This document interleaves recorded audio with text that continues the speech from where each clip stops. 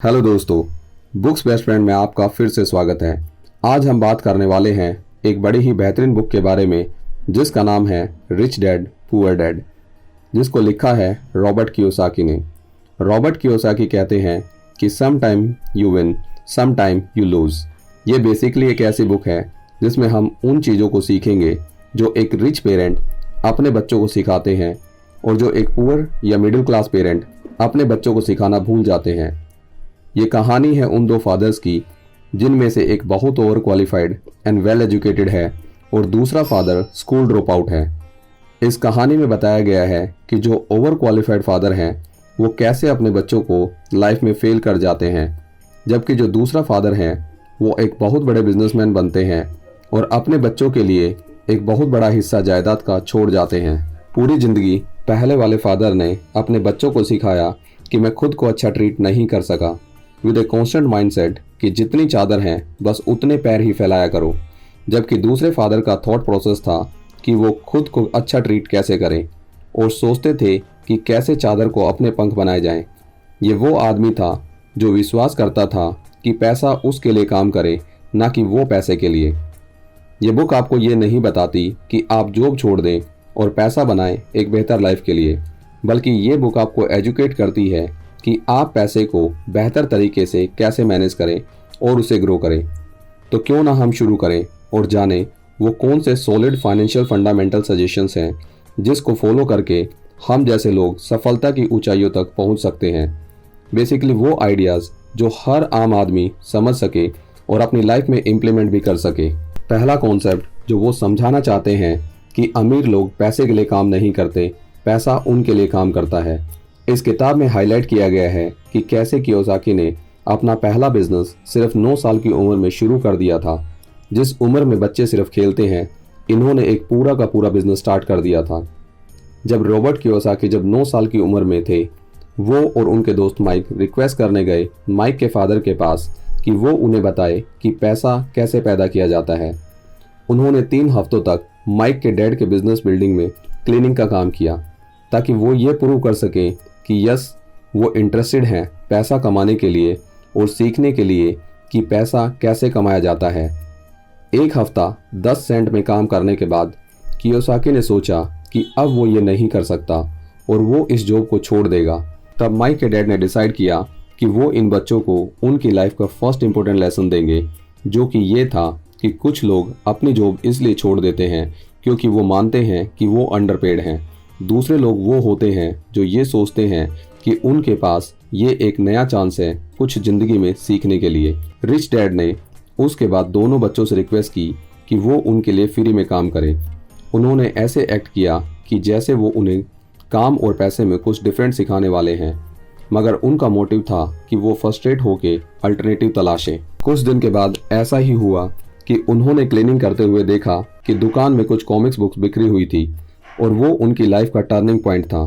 उन दोनों लड़कों ने उन बुक्स को इकट्ठा किया और एक लाइब्रेरी बना दी उनके क्लासमेट के लिए और 10 सेंट चार्ज करने लग गए एडमिशन चार्ज 2 घंटे पढ़ने के लिए। उन्होंने इनफैक्ट एक इंचार्ज भी हायर किया जहां वो वीक में उसे $1 देते थे उस बिजनेस को मैनेज करने के लिए। जल्द ही वो हफ्ते में $9.5 कमाने लगे और इस तरह शुरुआत हुई उनके पहले कॉरपोरेशन की।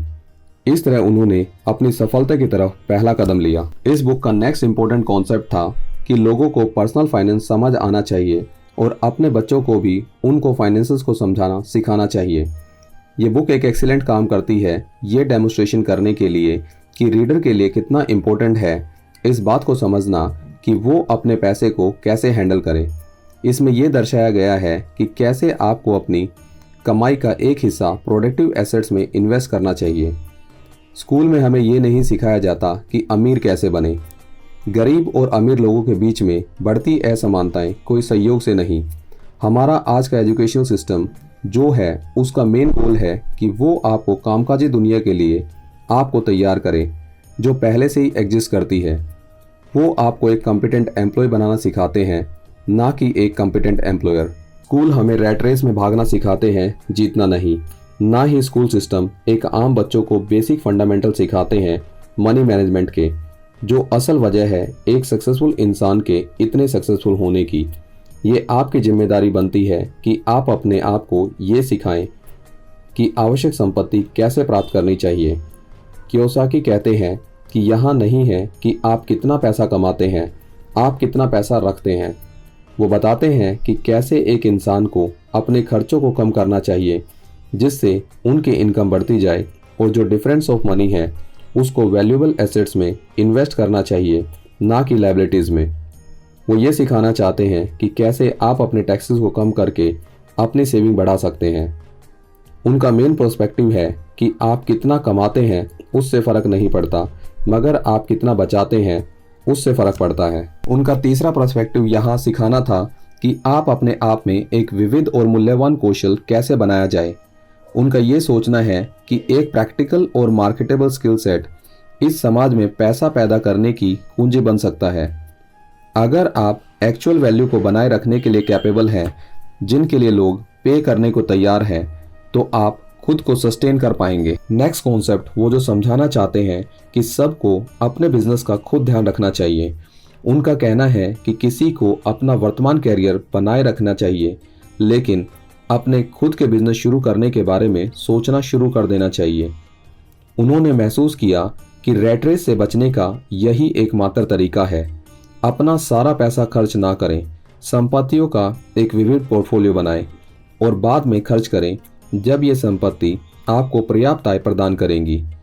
तो उनका कहना है कि रैट रेस से बचने का एक ही उपाय है कि इनके बीच के एसेट्स और लायबिलिटी के अंतर को समझ लिया जाए, और इससे भी ज़्यादा है कि आपको मैक्सिमम एफर्ट एंड टाइम अपने सबसे बड़े चांस को लेने में इन्वेस्ट करना चाहिए। आखिर में इस बुक का मेन पॉइंट है कि दूसरों को भुगतान करने से पहले अपने आप को भुगतान करें। रिच डैड कहते हैं कि जब आप ऐसा करते हैं तो आप देखते हैं कि खुद को भुगतान करने के बाद देनदारियों के भुगतान करने का दबाव इतना बढ़ जाता है कि ये आपको इनकम बढ़ाने के तरीकों को सोचने पर मजबूर करता है। वो कहते हैं कि अगर मैंने खुद को आखिर में भुगतान किया होता तो मुझे कोई दबाव महसूस नहीं होता, लेकिन मैं टूट जाता।